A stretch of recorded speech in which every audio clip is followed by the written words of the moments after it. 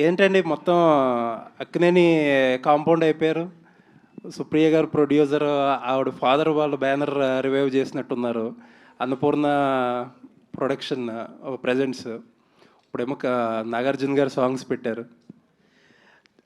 Always love Nag sir అండి.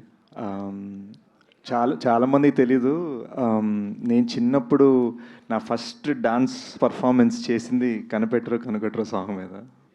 So it's a personal connect also. So Supriya గారు first time idea ఇవ్వగానే ఇన్స్టెంట్గా team అందరు కనెక్ట్ అయిపోయి చేసాం అనమాట. సో డెఫినెట్లీ ఆయన గూఢచారి ఉన్నప్పుడు ఇచ్చిన సపోర్ట్కి ఐఎమ్ ఫర్ ఎవర్ ఇండెటెడ్. ఎందుకంటే స్టూడియోలో ఎక్కడ పడితే అక్కడ షూట్ చేయనిచ్చారు, ₹1 ఛార్జ్ చేయలేదు. అండ్ ఇట్ వాజ్ ఆల్ ఒక ప్యాషనెట్ ఫిల్మ్ మేకర్ మా ఇద్దరిని సపోర్ట్ చేయడానికి. So yes, always. సుప్రియ గారు ఒక క్వశ్చన్, మీరు అక్కడికి వెళ్తే బాగుంటుందండి. మీరు అంటే ఈ సినిమా ఎంత స్పెషల్ మీకు అనేది తెలియదు, because you are reviving your father's banner SS creations. I'm very very అంటేనండి, నాకు అన్నపూర్ణ గుడి కన్నా అంటే అది కూడా చిన్న వర్డే. నేను అక్కడ పెరిగాను. నాకు ప్రొడక్షన్ అంటే ఏది తెలిసినా అక్కడి నుంచే.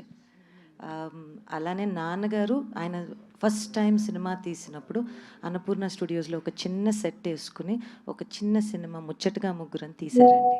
అదే ఆయన first film.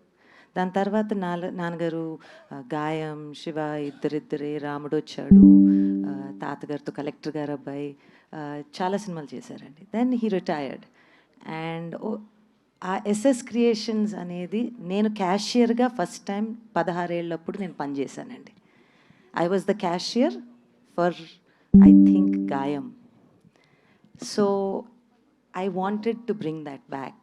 I wanted to make a film with the blessings of Annapurna Studios in my father's banner. So why for this film అంటే కదండి, అంటే ఈ టైంలోనే ఎందుకు రివైవ్ చేయాలనిపించింది? ఎప్పటి నుంచో ఉండిందండి. I just didn't get the right story that I wanted to produce myself.